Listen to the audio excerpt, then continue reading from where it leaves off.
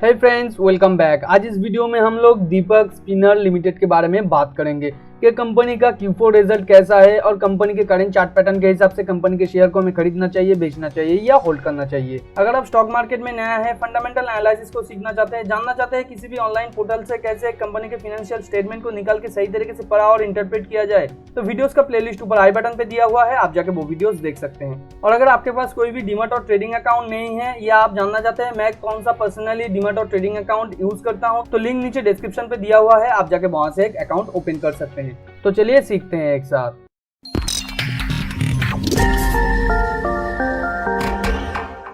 तो फर्स्ट हम लोग जान लेते हैं कंपनी क्या करता है। दीपक स्पिनर लिमिटेड बेसिकली यन रिलेटेड प्रोडक्ट बनाता है, वो मैन्युफैक्चर करके एक्सपोर्ट करता है और डोमेस्टिक मार्केट में भी सेल करता है। तो कंपनी का जो फाइनेंशियल रिजल्ट है Q4 का, उसमें ही हम लोग डायरेक्ट चले जाते हैं। कंपनी को मैं क्यों एनालाइज कर रहा हूं, उसका एक रीजन है, मैं वीडियो के आखिर में आप लोगों को बताऊंगा। ये कंपनी का पहले ही मैं बोल देता हूं, मार्केट कैप बहुत ही छोटा है, 130 करोड़ के आसपास कंपनी का मार्केट कैप है, मगर कंपनी थोड़ा इंटरेस्टिंग है। तो यहाँ पे Q4 का जो रिजल्ट है हम लोग पहले देख लेते हैं। ये 31 मार्च 2021 का है रिजल्ट, और पिछले क्वार्टर का रिजल्ट यहाँ पे है, और पिछले साल के 31 मार्च 2020 के रिजल्ट यहाँ पे है।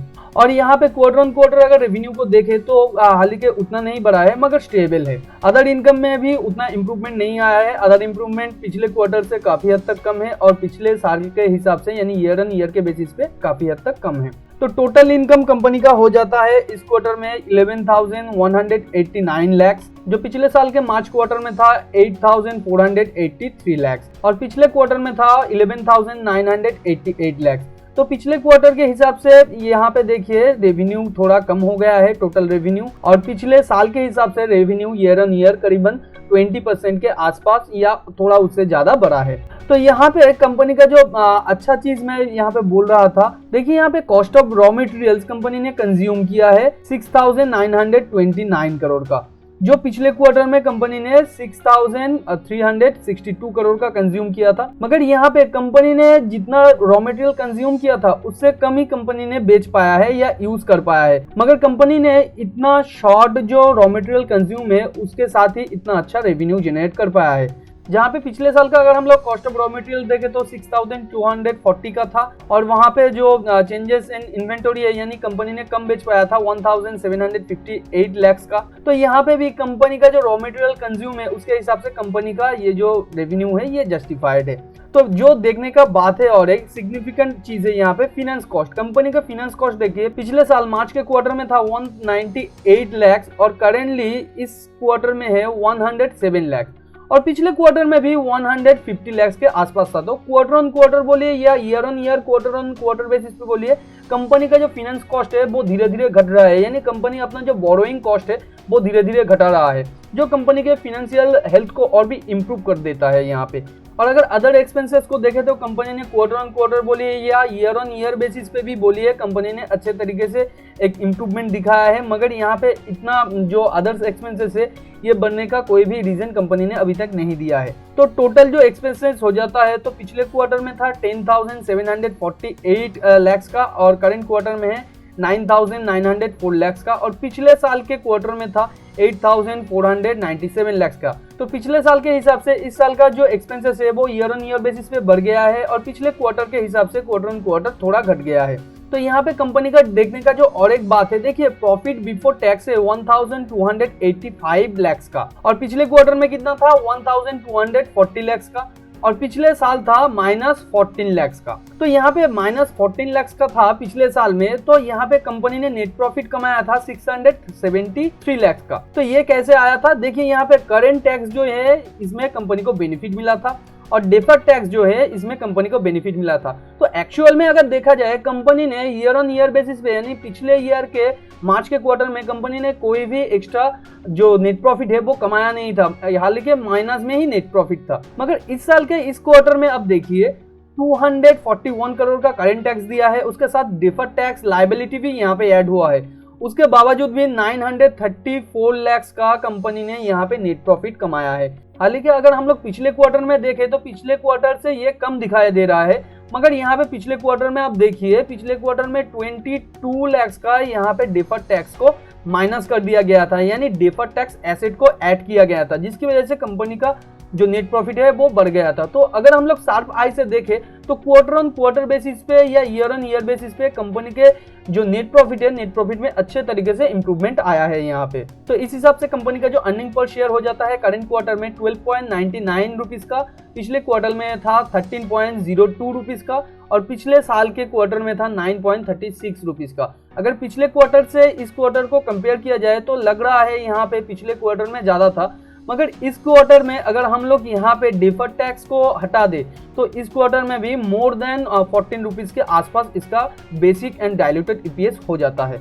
तो अभी कंपनी के ईयर ऑन ईयर रिजल्ट को थोड़ा देख लेते हैं। तो ईयर ऑन ईयर रिजल्ट में लेफ्ट साइड में है फाइनेंशियल ईयर 2021 का और राइट साइड में है फाइनेंशियल ईयर 2020 का। तो 2020 में कंपनी ने टोटल रेवेन्यू जनरेट किया था 46,068 लाख का और करंट ईयर में 39,657 लाख का। तो ईयर ऑन ईयर बेसिस पे ये रेवेन्यू घट गया है। कंपनी ने ये स्टेटमेंट दिया है इसके अगेंस्ट में due to uncertainty in covid situation ये रेवेन्यू घट गया है थोड़ा। मगर यहाँ पे जो 2-3 चीज हम लोग देखेंगे वो बहुत ही इंप्रेसिव है कंपनी के फाइनेंशियल स्टेटमेंट में। यहाँ पे देखिए ईयर ऑन ईयर बेसिस पे कंपनी का जो टोटल रेवेन्यू है वो घट गया है, उसके साथ cost of raw material consume भी घट गया है, और यहाँ पे चेंजेस इन इन्वेंटोरी वो भी यहाँ पे कंपनी ने एक्स्ट्रा इस साल ज्यादा बेच पाया है। यहाँ पे देखिए ये माइनस में नहीं है, यानी पिछले साल का जो इन्वेंटोरी था उससे ज्यादा कंपनी ने प्रोडक्ट बेच दिया है। मगर यहाँ पे जो देखने का चीज है एम्प्लॉय बेनिफिट एक्सपेंसेस में कंपनी ने कंट्रोल किया है, उसके साथ कंपनी ने फाइनेंस कॉस्ट में कंट्रोल किया है। आप जानते हैं इंटरेस्ट पे करना पड़ता है अगर कंपनी बोरो करता है तो, और बोरो करने के लिए भी एक्स्ट्रा जो पैसा वो भी खर्च होता है, तो वहां पे कंपनी ने अच्छे तरीके से कंट्रोल किया है। और उसके साथ कंपनी ने अदर्स एक्सपेंसेस में भी कंट्रोल किया है, जिसके साथ कंपनी का जो प्रॉफिट बिफोर टैक्स है वो बढ़ गया है पिछले साल के हिसाब से। पिछले साल कंपनी का जो टोटल एक्सपेंसेस था वो 45,157 लाख का था और इस साल ये कम होके आ गया है 37,718 लाख का। और अगर ईयर ऑन ईयर बेसिस पे हम लोग देखें तो पिछले साल प्रॉफिट बिफोर टैक्स था 1,241 लाख का और करेंट ईयर में है 2,125 लाख का। और यहाँ पे कंपनी ने करेंट टैक्स देने के बाद कंपनी का जो ईयर ऑन ईयर प्रॉफिट देखिए पिछले साल से कहीं ज्यादा हो गया है। मगर यहाँ पे जो नेट प्रॉफिट है पिछले साल का ये भी जस्टिफाइड नहीं है। अब अगर यहाँ पे डिफर्ड टैक्स को थोड़ा देखेंगे तो डिफर्ड टैक्स एसेट भी यहाँ पे माइनस कर दिया गया है करेंट टैक्स के साथ। तो यहाँ पे इस हिसाब से कंपनी का जो नेट प्रॉफिट है इतना ज्यादा बढ़ गया है। यहाँ पे देखिए प्रॉफिट बिफोर टैक्स था 1,241 लाख और प्रॉफिट आफ्टर टैक्स है 1,488 लाख।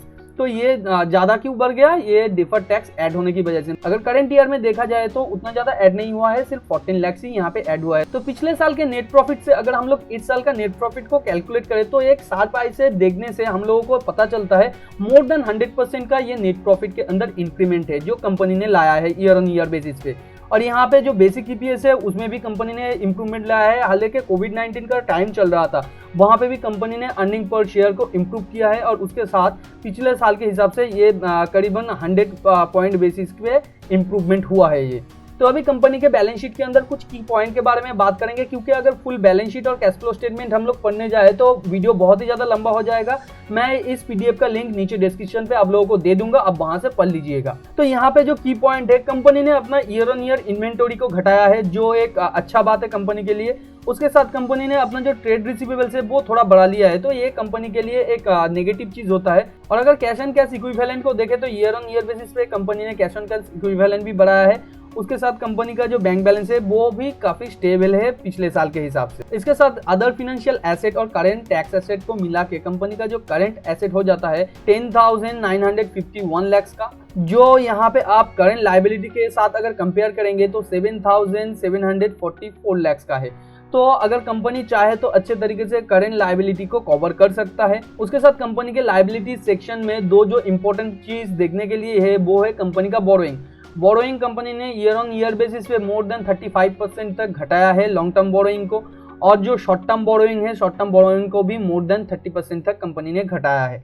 तो ये कंपनी के लिए अच्छा बात है क्योंकि कंपनी को ज्यादा इंटरेस्ट पे नहीं करना पड़ेगा और कंपनी अपना नेट प्रॉफिट अपने पास ही ज्यादा रख सकता है। तो अभी कंपनी के करंट चार्ट पैटर्न के बेसिस पे क्या कंपनी के शेयर को हमें खरीदना चाहिए, बेचना चाहिए या होल्ड करना चाहिए? आज ही का अगर आप लोग प्राइस एक्शन देखेंगे तो नियर अबाउट 4% तक कंपनी का जो प्राइस एप्रिसिएशन हुआ था। मगर यहाँ पे करंट प्राइस में कंपनी के शेयर को मैं खरीदने के लिए नहीं बोलूंगा, क्योंकि वो मैं आगे डिस्कस करने वाला हूँ क्यों इसे नहीं खरीदना चाहिए अभी। तो यहाँ पे जो नेक्स्ट सपोर्ट कंपनी को मिलेगा 149.75 के आसपास यानी 150 के आसपास, और उसे अगर तोड़ दे 125 के आसपास कंपनी को नेक्स्ट 2 सपोर्ट मिलेगा।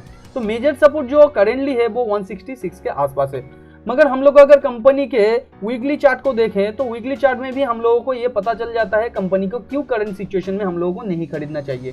तो वीकली चार्ट में देखिए कंपनी का 166 के आसपास कोई भी सपोर्ट नहीं दिख रहा है। नेक्स्ट जो सपोर्ट दिख रहा है 150 के आसपास कंपनी का नेक्स्ट सपोर्ट दिख रहा है। तो अगर कंपनी का शेयर प्राइस गिरता है तो फर्दर 150 तक गिर सकता है। मगर यहाँ पे आप देखिए क्यों मैं बोल रहा हूँ कंपनी का शेयर प्राइस गिर सकता है। यहाँ पे कंपनी का जो शेयर प्राइस का जो ट्रेंड है वो करीबन ना मोर देन 80 डिग्री के ऊपर है, यानी कंपनी शार्प ऊपर गया है। और इस कंपनी के अंदर अगर आप लोग होल्डिंग देखें तो होल्डिंग में आप लोगों को थोड़ा पता चल जाएगा 93% का डिलीवरी है और ऑन एवरेज मंथ के अंदर 1 मंथ के अंदर 76% का डिलीवरी है। मगर ये डिलीवरी किसका है? ये डिलीवरी म्यूचुअल फंड का भी उतना ज़्यादा स्टेक इसके अंदर नहीं है। 0.08% यानी लेस देन 1% का इसमें स्टेक है म्यूचुअल फंड का, और यहाँ पे FII का कोई भी स्टेक नहीं है। और जो मेजर स्टेक है यहाँ पे पब्लिक का है। और आप जानते हैं, हम लोग भी जानते हैं कि पब्लिक उतना ज़्यादा स्टेबल नहीं होता है एक स्टॉक के अंदर। जब कोई रैली आता है तो जो पब्लिक है वो सेंटीमेंट की वजह से कंपनी के शेयर में घुस जाते हैं, मगर जब मार्केट में एक रॉन्ग सेंटीमेंट चलता है उस टाइम में कंपनी से निकल आते हैं। तो अगर यहाँ पे फॉल आता है तो पूरा का पूरा यहाँ पे पब्लिक है जो यहाँ पे सेंटीमेंट के ऊपर इन लोगों का शेयर प्राइस एक्शन बेस करता है। तो यहाँ पे अगर ये लोग बेचना चालू करे तो यहाँ पे कोई भी मेजर सपोर्ट नहीं बन रहा है जहाँ पे कोई आके सपोर्ट प्रोवाइड करे। तो नेक्स्ट जो मेजर सपोर्ट वीकली चार्ट में दिख रहा है 149 यानी 150 के आसपास।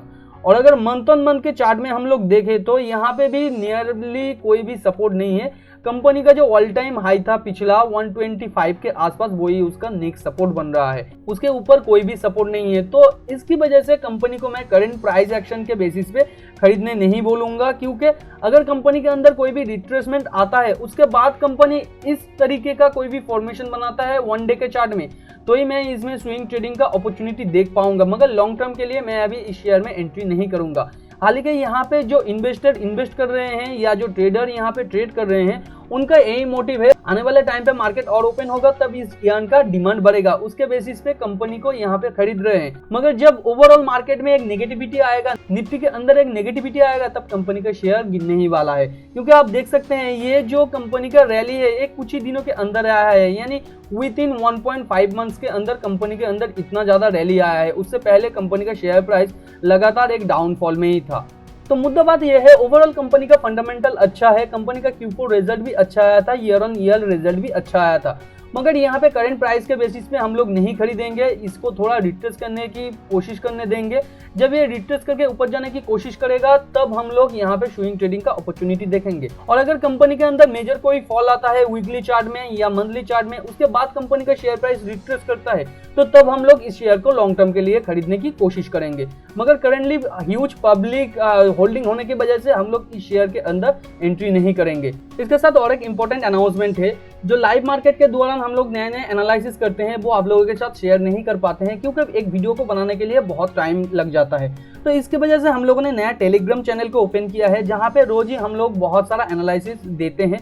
और करंट सिचुएशन में या आज ही के दिन बोलिए तो हम लोगों ने बहुत सारा एनालिसिस वहां पे दिया था, जैसे कि निफ्टी का करंट सिचुएशन क्या चल रहा है, अदानी ग्रुप के अंदर क्या हो रहा है, नौसिल जो शेयर है उसके बारे में, इंडियन होटल, और पिछले दिन भी कई एनालिसिस हम लोगों ने वहां पे प्रोवाइड किया था। तो इसकी वजह से आप लोग हमारे टेलीग्राम चैनल को सिंपली जाके सब्सक्राइब कर लीजिए या सर्वेंट अपडेट करके टेलीग्राम पे लिखिए, तो ऐसा ही लोगो आपको दिखाई देगा सर्वेंट अपडेट का, आप उस चैनल के अंदर सब्सक्राइब कर लीजिए। और अगर आप लिंक के द्वारा जाना चाहते हैं तो डिस्क्रिप्शन के अंदर आपको लिंक मिल जाएगा हमारा टेलीग्राम चैनल का। तो उम्मीद करते हैं वीडियो नॉलेजेबल लगा होगा। वीडियो अगर नॉलेजेबल लगा है तो वीडियो को लाइक एंड शेयर कीजिए आपके उन फ्रेंड्स एंड फैमिली के साथ जो फाइनेंस और स्टॉक मार्केट में इंटरेस्ट रखते हैं। चैनल पे नया है तो चैनल को सब्सक्राइब करके बाजू में जो बेल आइकन है उसे भी हिट कर दीजिए, ताकि नया अपॉर्चुनिटी वाला वीडियो जब भी अपलोड हो तो आपको तुरंत पता चल जाए। इसके साथ हमारे टेलीग्राम चैनल को भी सब्सक्राइब कर लीजिएगा, वहां पे हम लोग नया नया एनालिसिस डालते रहते हैं। वीडियो के बारे में कोई भी डाउट या क्वेश्चन है या अगले आने वाले टाइम पे आप नए टॉपिक के ऊपर वीडियो चाहते हैं तो उसके बारे में भी नीचे कमेंट में लिख सकते हैं। मिलते हैं अगले वीडियो पर, तब तक के लिए खुश रहिए। Thanks for watching and happy investing.